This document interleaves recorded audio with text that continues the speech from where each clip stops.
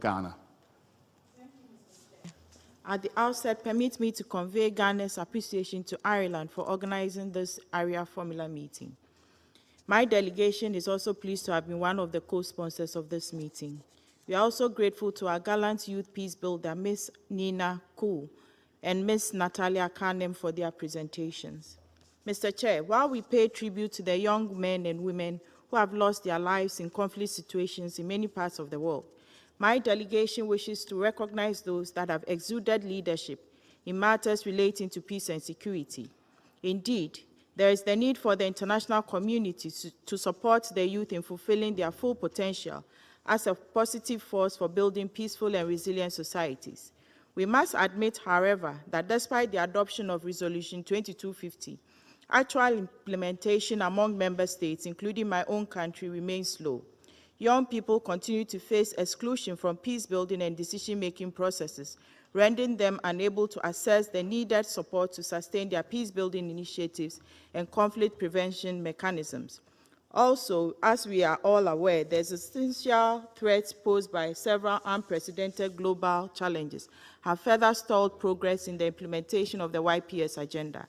Regardless of the setbacks, my delegation is convinced that the Security Council UN missions and entities, as well as other relevant peace and development actors, can advance the YPS agenda. To this end, Ghana would like to make the following recommendations. Firstly, to ensure the effective implementation of the YPS agenda and the meaningful participation of the youth, my delegation wishes to encourage the Council to explore integrating the YPS agenda in its debates and include more youth briefers in its meetings so as to revive discussions on the engagement of youth in the global pursuit of sustainable peace.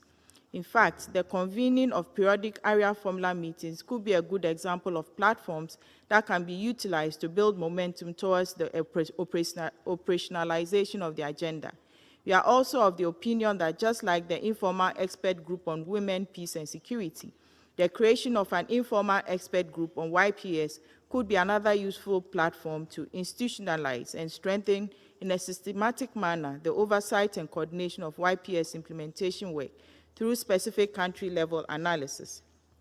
Secondly, Ghana wishes to urge the Council to work with UN agencies, peacekeeping and special political missions to ensure that these missions are more responsive to issues concerning the youth. It is important that the Council ensures that the YPS agenda is reflected in peacekeeping mandates. We believe that this will better prepare troop and police contributing countries to implement measures that would enhance the role of the youth as partners in conflict prevention.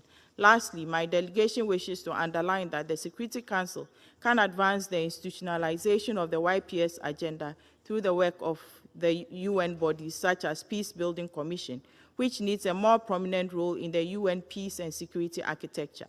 Certainly, it is paramount for elements of the YPS agenda to be incorporated in the Commission's engagement in countries where there are conflicts, including in post-conflict and transition settings. In this connection, my delegation welcomes the adoption of the PBC strategic plan on youth and peace building, which is expected to guide and monitor the progress made by the Commission in support of the critical role of young people in peace building. Mr. Chair, in concluding, I wish to reiterate Ghana's commitment to the effective implementation of the YPS agenda within national, regional, and multinational frameworks. I thank you.